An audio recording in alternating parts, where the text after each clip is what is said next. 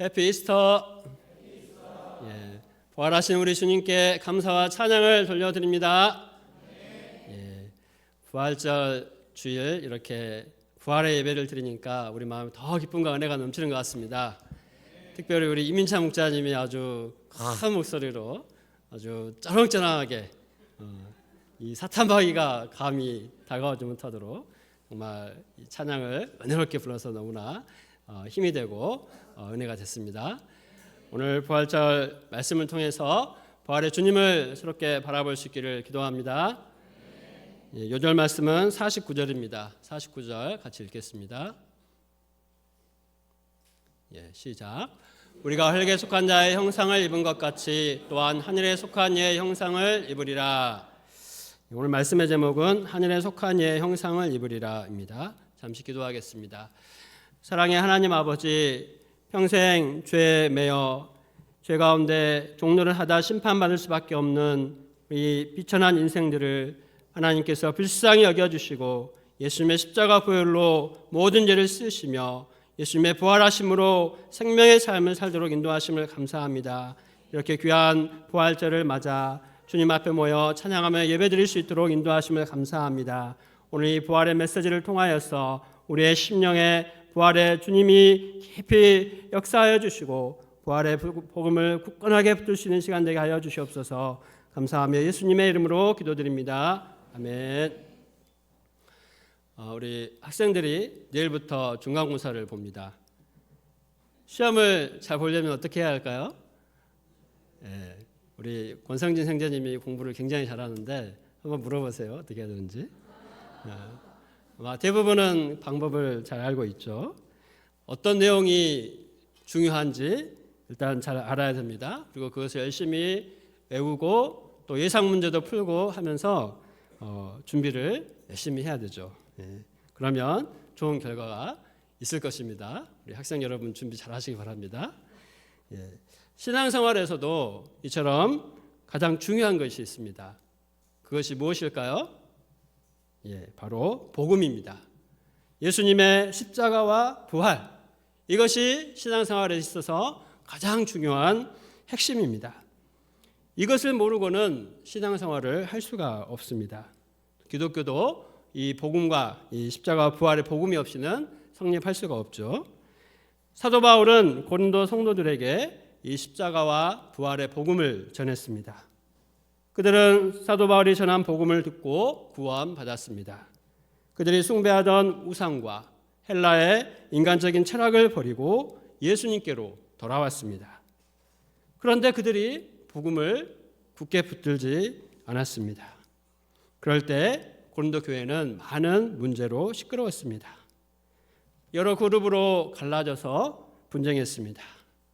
세상에도 있지 않을 이 끔찍한 음행의 죄가 드러났습니다.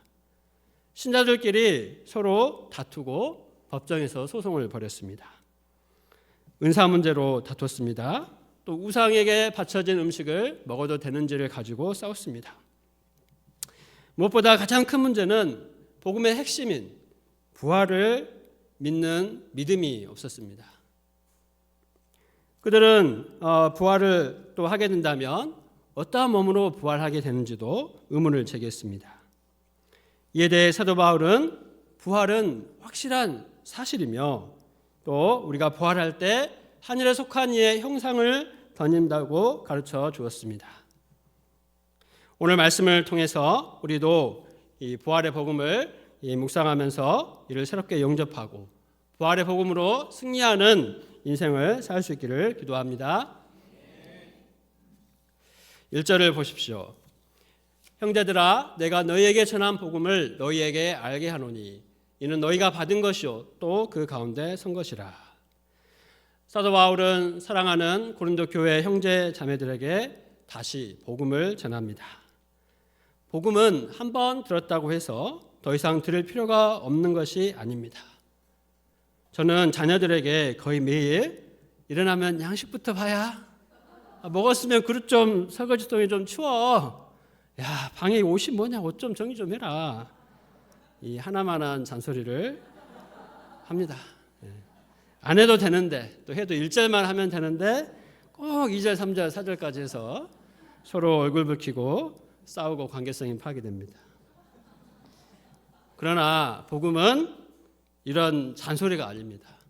날마다 듣고 또 들어야 하는 참된 진리입니다. 매일 들어도 새롭고 또 은혜가 됩니다. 들으면 들을수록 들을 때마다 그 깊이가 새롭게 깨달아집니다. 그래서 사도 바울은 많은 문제 가운데 있는 고린도 형제 자매들에게 다시 복음을 전합니다. 우리도 다시 한번 그 복음을 들어야 합니다. 우리가 들어야 할 복음의 내용이 무엇입니까? 3절과 4절을 한번 내용을 생각을 하면서 한번 읽어보도록 하겠습니다. 시작. 내가 받은 것을 먼저 너희에게 전하였노니 이는 성경대로 그리스도께서 우리 죄를 위하여 죽으시고 장사 지는 바 되셨다가 성경대로 사흘 만에 다시 살아나사. 우리가 붙들어야 할 복음은 예수님의 십자가와 부활입니다. 예수님이 십자가에서 흘리신 그 피가 우리를 모든 죄에서 구원해 주시는, 우리 모든 죄를 씻고 우리를 죄에서 구원해 주는 하나님의 능력입니다. 또한 예수님이 죽으시고 장사 지는 바 되셨다가 3일 만에 죽은 자 가운데서 다시 살아나셨습니다. 예수님은 부활하심으로 죽음을 정복하셨습니다. 인류가 죽음을 정복할 수 있을까요? 100세 시대가 되고 AI가 어디까지 발전할지 상상할 수도 없고, 또 인공혈액이 나온다고도 하고 이런 과학기술이 끊임없이 발전을 하는데, 그래도 죽음 그 자체는 정복을 할 수가 없습니다. 오직 부활하신 예수님만이 죽음을 정복하실 수 있습니다. 그래서 예수님은 요한복음 11장 25, 26절에서 분명하게 말씀하셨습니다. 우리 같이 한번 읽어보겠습니다. 시작.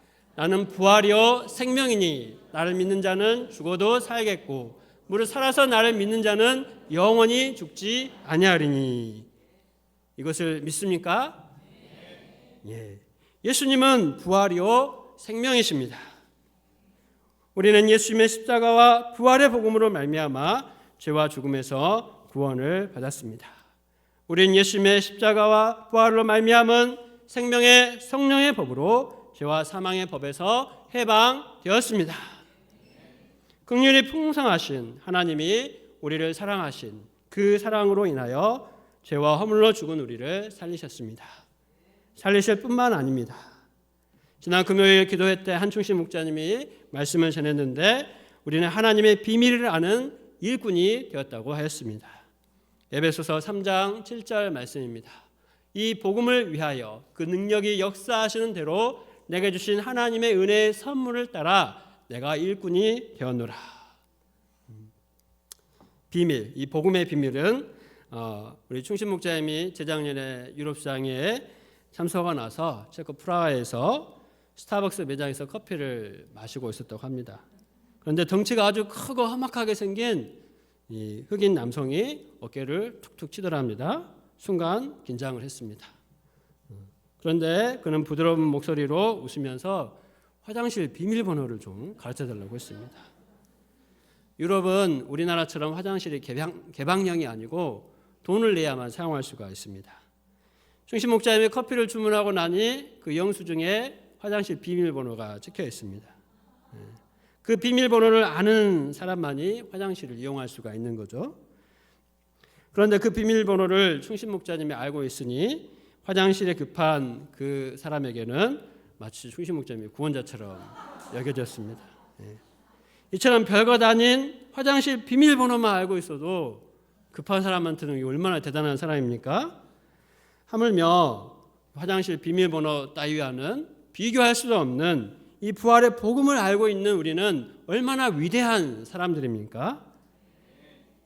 세상에는 사람들에게 유익을 주는 좋은 말, 또 여러 가지 사상들도 많이 있습니다. 그러나 그것이 아무리 좋아도 부활의 복음과는 비교할 수가 없습니다. 복음은 세상의 모든 것을 판단합니다. 구원과 심판의 기준이 됩니다. 우리는 이 복음을 자랑스러워하고 날마다 듣고 굳게 붙들어야 하겠습니다. 사도 바울은 예수님의 부활이 확실한 이유로 수많은 증인들이 있음을 말합니다. 5절부터 11절에서 부활하신 예수님을 만난 수많은 증인들이 나옵니다. 게바, 12제자들, 500여 형제들, 야고보, 모든 사도들, 그리고 바울 자신까지. 이들은 모두 부활하신 예수님을 단순히 눈으로만 보는 것에 그치지 않았습니다. 부활하신 예수님을 만남으로 그들의 삶이 완전히 변화되었습니다. 그 중에서도 바울은 자신의 삶을 통해서 부활의 확실함을 말합니다. 바울은 어떤 사람이었나요? 그는 스데반 집사를 돌로 쳐 죽이는데 앞장을 섰습니다. 교회를 파괴하고 신자들을 잡아다 죽이고 감옥에 가두는 무자비한 핍박자였습니다. 심지어 예루살렘뿐만 아니라 저 멀리 다메섹에까지 가서 성도들을 핍박하려고 했습니다. 그런데 이런 바울에게 부활하신 예수님이 영광스러운 빛으로 임하셔서 그를 만나 주셨습니다. 사울아, 사울아, 어찌하여 나를 박해하느냐? 나는 내가 박해하는 예수니라. 부활하신 예수님을 만난 순간 그의 영적인 눈이 열렸습니다. 예수님이 살아계신 하나님의 아들이시오 그리스도이심을 알게 되었습니다. 부활하신 예수님을 만난 그는 즉시로 거듭나서 즉시로 예수님을 전하는 자로 변화되었습니다. 부활이 이처럼 강력한 하나님의 구원의 능력인 것입니다. 이방인의 사도로서 그는 수많은 교회를 개척하며 13권이나 되는 신약 성경을 기록했습니다. 누구보다 많은 고난을 받으면서도 복음을 전하기 위해 수고를 마다하지 않았습니다. 그러면서도 그는 사도 중에서 가장 작은 자요, 심지어 사도라고 불릴 자격도 없는 자라고 스스로를 말합니다. 그는 모든 사도보다 더 많이 수고했으나 그것은 내가 한 것이 아니요 오직 나와 함께 하신 하나님의 은혜로라 라고 고백합니다. 31절에서는 나는 날마다 죽노라 이런 용감한 고백을 할 정도로 생명을 바쳐 복음을 전하는 사도로 살았습니다. 이처럼 예수님의 부활을 체험한 사람은 주와 복음을 따라 살며 또 그 복음을 전하지 않을 수 없는 자로 분명하게 변화됩니다. 지난주 수요 예배 때 이현주 목자님의 소감을 들으면서 많은 은혜를 받았습니다. 들었던 소감이지만 오랜만에 다시 들으니 또 새롭게 은혜가 있었습니다. 연주 목자님은 고등학교 때 부모님이 교통사고로 갑자기 돌아가시는 큰 슬픔을 겪었습니다. 이로 인해 죽음이 주는 두려움과 운명주의에 사로잡혔습니다. 그러나 하나님은 연주 목자님을 그대로 내버려 두지 않으셨습니다. 목자님들을 통해서 하나님을 알도록 도와주셨고 복음을 영접하는 은혜를 주셨습니다. 예수님을 만난 후 세상이 너무나 달라 보였다고 했습니다. 분명 같은 세상을 살고 있는데 다른 세상을 살고 있는 것처럼 느껴졌다고 했습니다. 똑같은 사람인데 부활하신 예수님을 만나고 그 속 사람이 변화되니까 같은 세상이 예수님과 함께하는 전혀 다른 새로운 세상이 된 것입니다. 이처럼 예수님을 만난 은혜와 감격이 너무나 커서 졸업 후부터는 풀타임 목자로 열심히 복음을 전했습니다. 26살 때부터 지금까지 교회 재정을 맡아서 충성스럽게 섬기고 있습니다. 계산이 맞지 않을 때는 그것을 맞추기 위해서 밤을 새다시피 한 날도 많았다고 했습니다. 결혼 후 7년 7개월 만에 아들 성아가 태어났고 5년 후에는 하람이도 주셨습니다. 전주 UBF에서 헌신하는 송무디 목자를 영적인 아들로 낳는 기쁨도 주셨습니다. 우리 모든 목자님들이 그렇듯 연주 목자님과 희철 목자님은 언제나 변함없이 복음을 전하는 일에 헌신적입니다. 힘들다 어쩐다 말하지 않고 충성스럽게 그 자리에서 섬깁니다. 이렇게 할 수 있는 이유는 바로 부활하신 예수님을 만난 은혜와 감격이 있기 때문입니다. 예수님의 부활은 이처럼 우리를 죄와 죽음에서 구원할 뿐만 아니라 주와 복음을 위해 살게 하는 하나님의 능력으로 지금도 역사하고 있는 줄로 믿습니다. 그러나 고린도 성도들 중에는 중에 어떤 이들은 부활이 없다고 했습니다. 이 부활의 복음을 부인했습니다.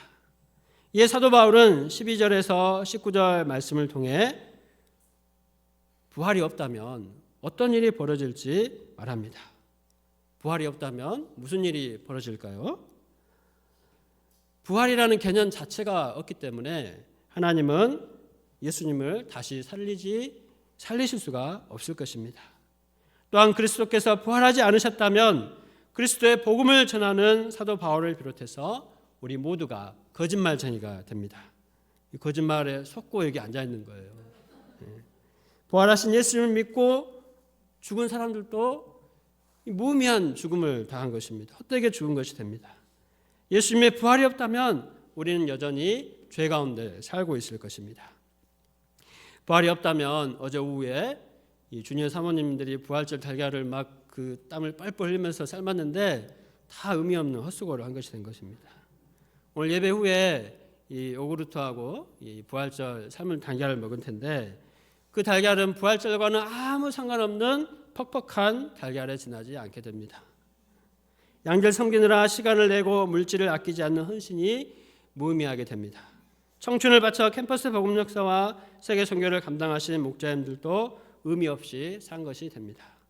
부활이 없으면 믿음으로 살았던 모든 사람들과 또 믿음으로 살고자 애쓰는 우리 모두가 다 너무나 불쌍하고 비참한 존재입니다. 그러나 예수님은 부활하셨습니다. 20절을 다 같이 한번 읽어보겠습니다. 시작. 그러나 이제 그리스도께서 죽은 자 가운데서 다시 살아나사 잠자는 자들의 첫 열매가 되셨도다. 아멘. 그러나 이제 예수님이 죽은 자 가운데서 부활의 첫 열매가 되셨습니다. 사망이 한 사람, 아담 한 사람으로 말미암은 것처럼 부활의 첫 열매인 예수님으로 말미암아 우리 모든 사람이 삶을 얻게 되었습니다. 부활의 첫 열매인 예수님을 따라서 우리도 부활하게 되었습니다. 예수님이 부활하심으로 모든 것이 역전되었습니다.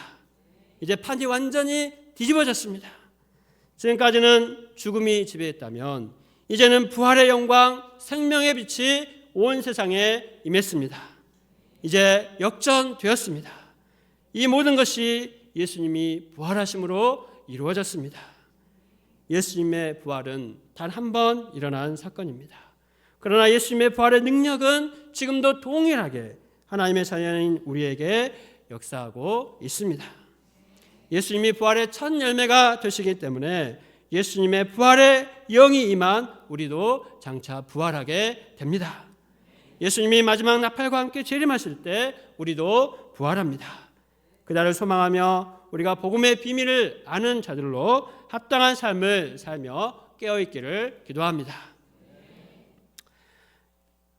여러분 이제 부활을 다시 한번 확신하게 되셨죠? 이제 부활을 확신했으니까 말씀 이제 끝마쳐도 될 것 같습니다. 예. 마칠까요? 예. 그런데 부활을 조금 더 말해야 합니다. 이유가 무엇입니까? 35절을 보십시오. 누가 묻기를 어떤 자들이 어떻게 다시 살아나며 어떠한 몸으로 오느냐 하리니 고린도 성도들 중에 여전히 부활을 믿지 못하는 자들이 있었기 때문입니다. 사람이 죽고 특히 그들은 몸이 부활한다는 것을 믿지 못했습니다. 사람이 죽고 땅에 묻히면 육체가 부패하여 뼈만 남습니다. 화장을 하면 뼈가루만 남죠. 형체가 없는데 어떤 몸으로 부활할 수 있느냐는 것입니다. 우리 중에도 혹시 이런 의문을 가진 분들이 있을지 모르겠습니다. 과연 우리가 부활을 한다는데 그럼 어떤 몸으로 부활을 하게 될까요? 우리 36절에서 38절 말씀 같이 읽겠습니다. 시작. 어리석은 자여 내가 뿌리는 씨가 죽지 않으면 살아나지 못하겠고 또 내가 뿌리는 것은 장래의 형체를 뿌리는 것이 아니요 다만 밀이나 다른 것의 알맹이 뿐이로되 하나님이 그 뜻대로 그에게 형체를 주시되 각 종자에게 그 형체를 주시느니라. 사도 바울은 이 씨의 비유로 부활을 설명합니다. 씨는 작고 볼품이 없죠. 그런데 시간이 지나면 그 씨에서 싹이 나고 꽃이 핍니다. 나중에는 탐스러운 열매도 맺힙니다. 그 꽃과 열매를 보는 사람들은 감격하고 기뻐합니다. 여기도 이렇게 꽃이 피었죠. 꽃 이름이 뭔지 모르겠네요. 또 우리 화단에도 빨간 철쭉 맞나요? 예, 피었습니다. 그리고 이 1층 로비에 보니까 이 푸른 잎만 있었는데 꽃이 핀 이 화분이 있었습니다. 또 이 봄이 되어서 곳곳에 벚꽃으로 아름답게 물들었습니다. 이다혜 목자님이 섬진강 벚꽃길을 다녀오시고는 정말 아름답다고 감탄하셨습니다. 몇 년 전에 주니어 사모님들과 함께 갔던 기억도 있어서 저도 다시 한번 가보고 싶었는데 못 갔습니다. 예, 농부는 땅에 이처럼 아름다운 꽃을 심는 것이 아닙니다. 예, 꽃이 났다고 해서 그 꽃을 심고 또 과일이 났다고 해서 그 과일을 심어서 난 게 아니죠. 농부는 작은 씨를 심을 뿐입니다. 더구나 그 씨는 땅속에 묻혀서 완전히 죽습니다. 씨가 분명히 죽어서 없어졌는데 나중에 보니까 꽃으로 아름다운 이 풍성한 열매로 부활을 한 것입니다. 이 원리를 알기 때문에 농부들이 씨앗을 심으며 이 씨앗을 심으면 죽을 텐데 하면서 막 슬퍼하지 않습니다. 슬퍼 울면서 장례 치르듯이 씨를 심는 농부를 보신 적이 있습니까? 싹이 나고 꽃이 피고 풍성한 열매를 거둘 것을 기대하면서 소망 가운데 즐겁게 씨를 심습니다. 사람의 죽음도 이와 같습니다. 사람이 죽으면 씨를 심는 것처럼 땅에 묻혀서 몸이 분해되고 완전히 해체가 되죠. 그러나 그것으로 끝나는 것이 아닙니다. 나중에 하나님 나라에서 아름다운 꽃처럼 다시 태어나게 됩니다. 이것이 바로 부활입니다. 38절을 보십시오. 하나님이 그 뜻대로 그에게 형체를 주시되 각 종자에게 그 형체를 주시느니라. 우리가 부활할 때 어떤 형체를 덧입게 될까요? 하나님께서 그 뜻과 계획에 따라 각자에게 맞는 형체를 주셨습니다.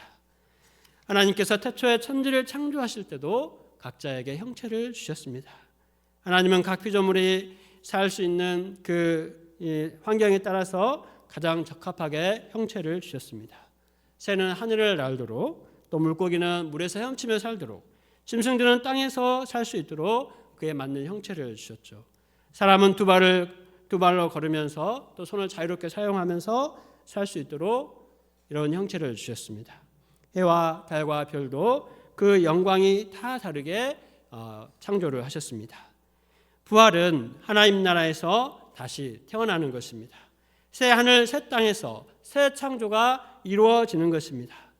처음 창조도 각기 종류대로 다양하고 영광스러운데 하물며 이 부활의 새 창조는 더욱더 영광스러울 것입니다. 그러면 그 부활의 때 다시 살아나게 될 우리는 어떤 몸으로 살아나게 될까요? 42절에서 44절 말씀을 같이 읽겠습니다. 시작. 죽은 자의 부활도 그와 같으니 썩을 것으로 심고 썩지 아니할 것으로 다시 살아나며 욕된 것으로 심고 영광스러운 것으로 다시 살아나며 약한 것으로 심고 강한 것으로 다시 살아나며 육의 몸으로 심고 신령한 몸으로 다시 살아나나니 육의 몸이 있은즉 또 영의 몸도 있느니라. 이 땅에서 우리 몸은 썩을 몸입니다. 전에는 안 그랬는데 우리 목자님들이 봉고를 타고 내릴 때가 되면 항상 허리와 무릎을 잡고 아이고 이렇게 소리를 냅니다. 목자님들이 지금도 다들 멋지고 아름다우시지만 가는 세월을 붙잡지는 못합니다. 우리 젊은 학생들도 조금만 더 시간 지나면 공감을 할 거예요. 또 이 땅의 육체는 욕된 것이어서 쉽게 죄에 넘어집니다. 소감을 쓰거나 말씀을 전할 때 목자님들은 막 눈물로 죄를 회개하고 다시는 이 죄에 빠지지 않겠습니다 결단을 하죠. 근데 또 돌아보면 눈이 뻘개지도록 유튜브 보면서 또 술을 마시기도 합니다. 또 이 땅에서는 우리 육신이 너무나 연약합니다. 병원마다 환자들이 넘쳐납니다. 우리 중에도 질병으로 고통하는 분들이 있습니다. 그러나 다시 살아나게 될 우리의 몸은 어떠합니까? 썩지 아니할 것으로 다시 살아납니다. 예수님처럼 영화롭게 되어 죄에 넘어지지 않고 더 이상 회개할 죄가 없으니까 소감을 쓸 필요가 없어요. 오늘 또 소감 쓰는 주인데 괴롭죠. 말씀은 은혜로운데 소감을 쓰려고 그러면 얼마나 힘들어요. 근데 부활하고 나면 소감을 쓸 필요가 없습니다. 주님만 찬양하며 영광스러운 날을 보내게 될 것입니다. 더 이상 질병에 시달리지 않아도 됩니다. 질병과 연약함을 극복하고 강한 것으로 다시 살아나게 됩니다. 빌립보서 3장 21절은 우리의 낮은 몸을 자기 영광의 몸의 형체와 같이 변하게 하시리라고 말합니다. 이 땅에서 우리의 몸은 낮은 몸으로 우리는 저차원적인 존재들입니다. 생각하는 것과 말하는 것이 어린아이 같을 때가 많습니다. 죄 때문에 짐승만도 못할 때가 너무나 많습니다. 그러나 부활하게 되면 영광스러운 몸으로 차원 높은 형상으로 다시 태어납니다. 예수님을 닮은 신의 성품에 참여한 자들로 완벽하게 변화됩니다. 이것은 막연한 기대나 허상, 그냥 희망 고문이 아닙니다. 부활하신 예수님께서 먼저 보여주셨고 또 우리에게도 분명하게 그렇게 변화될 것이라는 약속을 주신 확실한 증거입니다.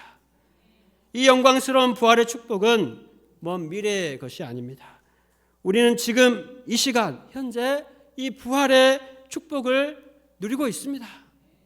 부활하신 예수님의 영이 지금 현재 내 안에 들어와 계시기 때문입니다.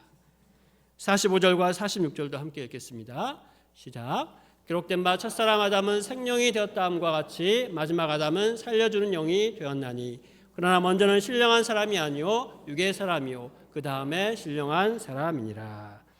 첫사람 아담은 생령, 리빙 빙으로서 하나의 피조물이 되었습니다. 그러나 마지막 아담이신 예수님은 삼위일체 하나님으로서 생명을 주시는 분입니다. 살려주는 영, 라이프 기빙 스피릿으로 충만하십니다. 이 예수님이 나에게 새 생명을 공급해 주고 계십니다. 이 생명은 거룩한 생명이요 신령한 생명, 영원한 생명입니다. 우리는 지금 이 생명을 누리며 살고 있습니다. 49절도 다 함께 읽겠습니다. 시작. 우리가 흙에 속한 자의 형상을 입은 것 같이 또한 하늘에 속한 이의 형상을 입으리라. 부활의 생명을 누리는 우리는 장차 하늘에 속한 이의 형상을 입게 될 것입니다. 우리는 과거 아담의 후손으로서 흙에 속한 자의 형상을 입고 살았습니다. 지금도 우리의 영은 새롭지만 몸은 흙에 속한 형상을 입고 있습니다. 그래서 쉽게 무너지고 병들고 또 죄에 오염되기도 합니다. 그러나 둘째 아담이신 예수님이 하늘로부터 오셨습니다.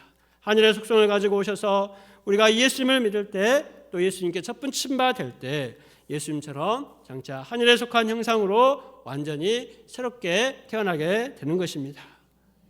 하늘에 속한 형상은 어떤 모습일까요? 예수님은 변화산에서 제자들에게 하늘에 속한 이의 형상을 보여주셨습니다. 그들 앞에서 변형되사 그것이 광채가 나고 세상에서 빨래하는 자가 그렇게 희귀할 수 없을 만큼 매우 희어졌다고 하였습니다. 예수님이 보여주신 그 모습이 장차 임할 새하늘 새 땅에서 우리가 입게 될 모습입니다. 겉모습만 변화되는 것이 아니라 우리의 속사람도 하늘에 속한 형상으로 변화가 됩니다. 사도행전 7장을 보면 이 스데반 집사가 복음을 전하다 돌에 맞아 순교합니다. 그런데 그 얼굴이 천사와 같았습니다. 보라, 하늘이 열리고 인자가 하나님 우편에 서신 것을 보노라. 주 예수여, 내 영혼을 받으시옵소서. 주여, 이 죄를 그들에게 돌리지 마옵소서. 이것이 그의 마지막 말이었습니다. 이게 어찌 인간이 할 수 있는 말입니까? 땅에 속한 사람은 도저히 이런 말을 할 수가 없습니다. 어떻게 사람들이 자신을 향해서 돌을 던지는데 그들을 용서해 달라고 기도할 수 있을까요? 또 그의 얼굴이 천사같이 빛날 수가 있겠습니까? 이는 그의 내면에 예수 그리스도의 영, 성령이 충만했기 때문입니다. 그래서 그의 눈에는 자신을 향해 날아오는 돌들이 보이지 않았습니다. 오히려 하늘이 열리고 부활하신 예수님께서 저 하나님 우편에 서신 것이 보였습니다. 자신을 죽이려고 달려드는 사람들을 원수로 보는 것이 아니라 불쌍한 양들로 보았습니다. 이런 그의 모습은 십자가에서 기도하신 예수님을 닮았습니다. 아버지여, 저희를 사하여 주옵소서. 자기들이 하는 것을 알지 못함이니이다. 그는 실로 이 땅이 아니라 하늘에 속한 자였습니다. 이처럼 부활신앙을 가진 사람들은 몸은 이 땅에 살지만 이 땅에 매여서 살지 않습니다. 믿지 않는 세상 사람들처럼 물질과 명예, 쾌락에 목숨 걸고 살지는 않습니다. 오직 부활의 산소망과 그리스도의 사랑에 사로잡혀 이 세상 사람들과는 차원이 다른 새로운 인생, 하늘에 속한 인생을 살게 됩니다. 올해 우리 교회의 표가 무엇인가요? 네, 산소망을 붙듭시다. 여러분들 산소망을 붙들고 사시나요? 우리는 산소망을 가진 하늘에 속한 자들입니다. 전시모 목자님은 부활의 산소망 가운데 비가 오나 눈이 오나 매일 새벽에 가장 먼저 교회에 오셔서 불을 켜시고 기도하심으로 하루를 시작하셨습니다. 평소에 주님 다시 오실 때까지 찬양을 즐겨 부르시며 주님을 사모하는 마음으로 교회에 여러 일들을 섬기셨습니다. 소천하실 때는 스테반처럼 주님을 바라보며 손을 벌리며 주님께 나아가셨습니다. 우리 곁에 전시모 목자님처럼 산소망으로 사신 본이 되신 분이 계셨다는 사실이 참으로 감사합니다. 우리도 계속해서 하늘의 산소망을 붙들고 살 수 있기를 기도합니다. 사도 바울은 이제 부활의 영광이 성취되는 그때에 대해서 말합니다. 51절과 53절을 같이 읽겠습니다. 시작.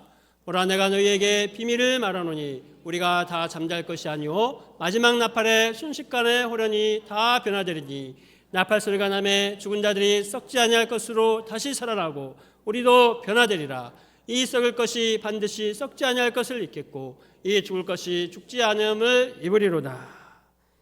부활의 영광이 완벽하게 성취되는 때는 예수님이 재림하실 때입니다. 이는 비밀입니다. 이 비밀은 미스터리, 신비입니다. 우리의 지식과 이성적인 사고로는 도저히 이해할 수 없는 하나님의 신비입니다. 예수님은 마지막 나팔 소리와 함께 재림하실 것입니다.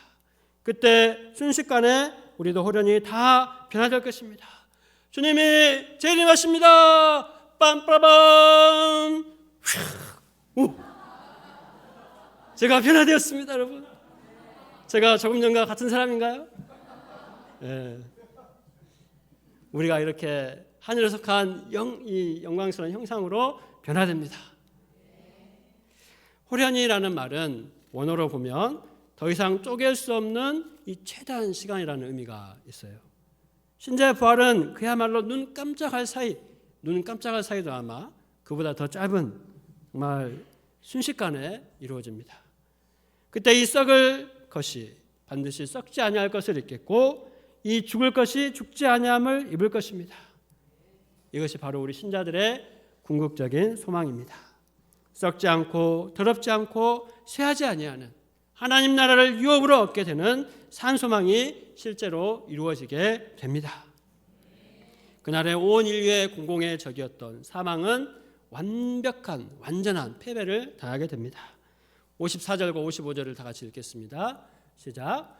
이 썩을 것이 썩지 아니함을 입겠고 이 죽을 것이 죽지 아니함을 입을 때에는 사망을 삼키고 이기라고 기록된 말씀이 이루어지리라. 사망아, 너의 승리가 어디 있느냐? 사망아, 내가 쏘는 것이 어디 있느냐?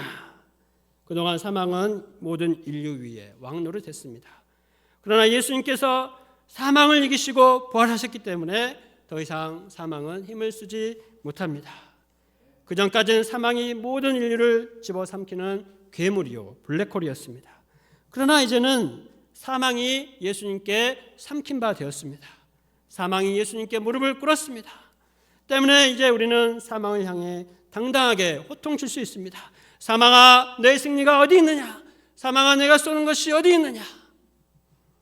과거 우리는 사망이 쏘는 화살들에 맞고 비참한 패배자의 인생을 살았습니다.